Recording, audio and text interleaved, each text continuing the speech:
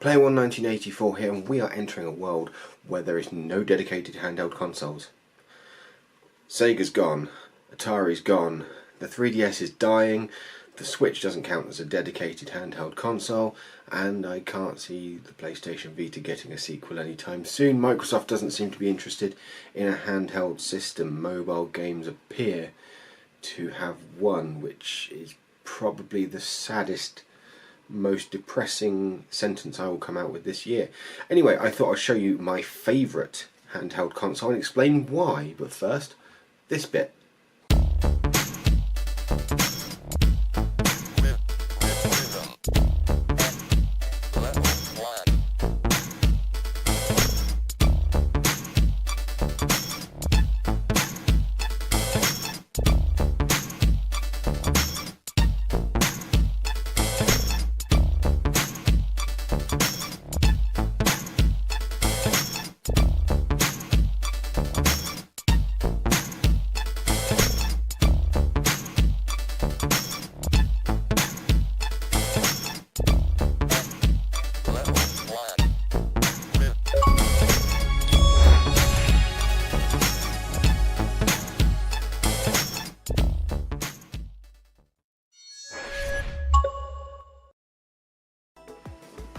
Okay, so my favourite games console of all time is the PlayStation Vita. Beautiful system, I love this system. A lot of people are going to say, well, why? We live in a world where the Nintendo 3DS exists. Why is that your favourite system? And well, this is why. This is the one I use for playing original DS games at home, because it's the best way of playing original DS games at home. This is what I use for Game Boy Advance games, because it's far better at playing Game Boy Advance games than any Game Boy Advance. It's basically like having a Game Boy Advance Micro, but like regular people sized. These, one of them's not very good, the battery sucks. This is what I use for playing regular DS games on the bus, on the train, because they're smaller than the other one, they're lighter than the other one, the battery lasts a bit longer. I think the battery's dead in that one should last longer, but there you go. This white one lasts forever.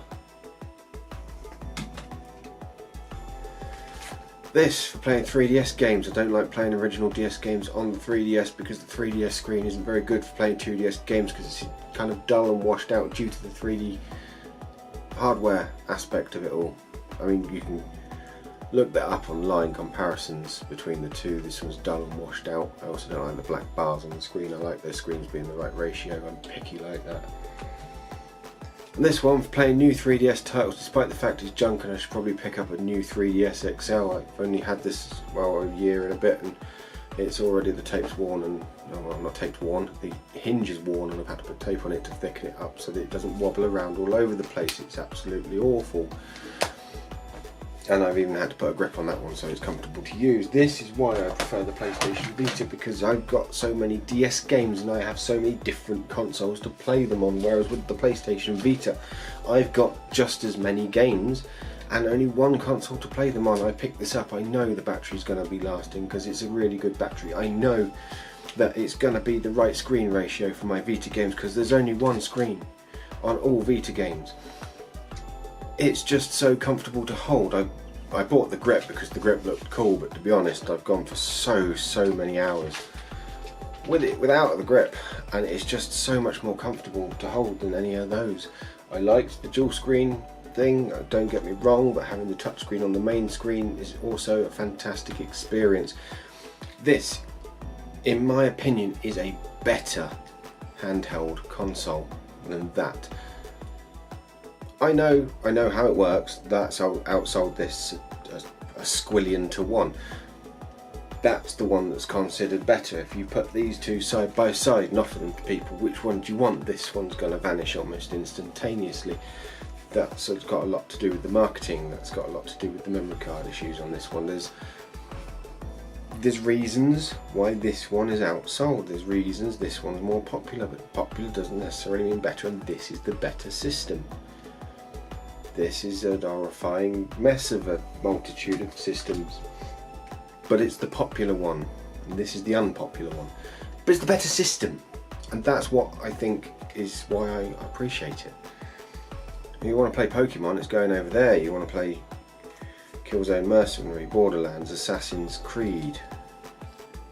Well, you can play Assassin's Creed on the DS, but it's kind of like playing a Tetris board game. It's just not quite the same. I mean, why?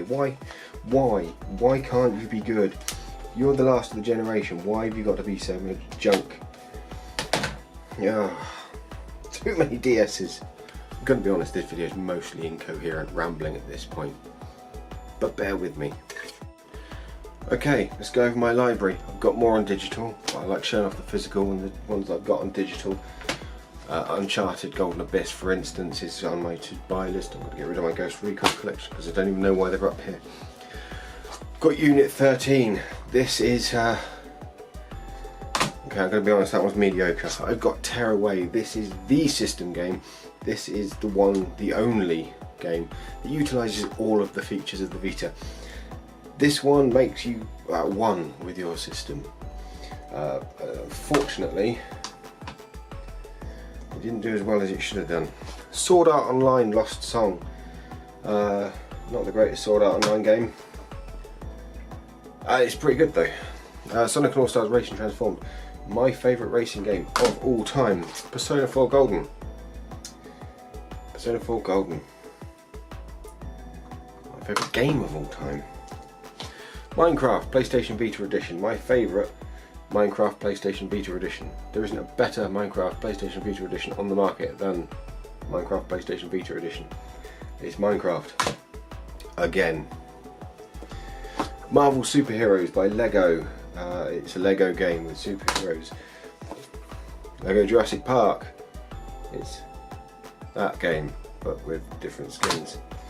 Lego Chima, the best of the Lego games. I just can't say enough good things about Lego Chima. Dragon's Crown, one of the greatest titles on the system. If you haven't played Dragon's Crown, you really need to play Dragon's Crown. If you are the kind of loser that doesn't want to own a Vita, I think it's out on PlayStation 4 now, so go and pick it up, because even if you don't like the Vita, you need to like this game. It's amazing. Disney Infinity. No, this is what we're talking about. The PlayStation Vita has Disney Infinity. I've got Disney Infinity on the PlayStation Vita. I've got a wireless pad thing, but I put the little Disney Infinity characters on. I actually prefer these to amiibos, believe it or not. I mean, look. But Disney Infinity is on the Vita. Disgaea 4. If you have not played Disgaea, you haven't played Disgaea. It is an experience you will not forget. It's hilarious. Call of Duty Black Ops. I'm not going to lie, if you're into Call of Duty games, you're probably not going to like this one, because it's rubbish. But not because it's on the Vita. It's just rubbish. Assassin's Creed Liberation. If you like Assassin's Creed, you're probably not going to like this one, because it's based around Assassin's Creed 3, and nobody likes Assassin's Creed 3, even fans of the Assassin's Creed series. Although this did get a lot more praise than the original Assassin's Creed, and this was only on the Vita at that time. So, the best of the Assassin's Creed 3 was the Vita version, even though no one really liked Assassin's Creed 3, and Asphalt Injection, which is not the best racing game on the system. That's obviously Sonic and All-Stars Racing Transformed, but that is probably third place, I'd say, after Need for Speed 2. Most Wanted. Need for Speed Most Wanted. That's all I've got for physical. This is what winds me up about the PlayStation Vita. Persona 4 Golden. The greatest game of all time. A memory card. 4 gigabytes. Which one do you want? Because they cost the same. Why do they cost the same? Persona 4 Golden. You just don't get more perfect than Persona 4 Golden on the PlayStation Vita with a nice grippy case. Ooh. Goodbye hours and hours and hours of my life.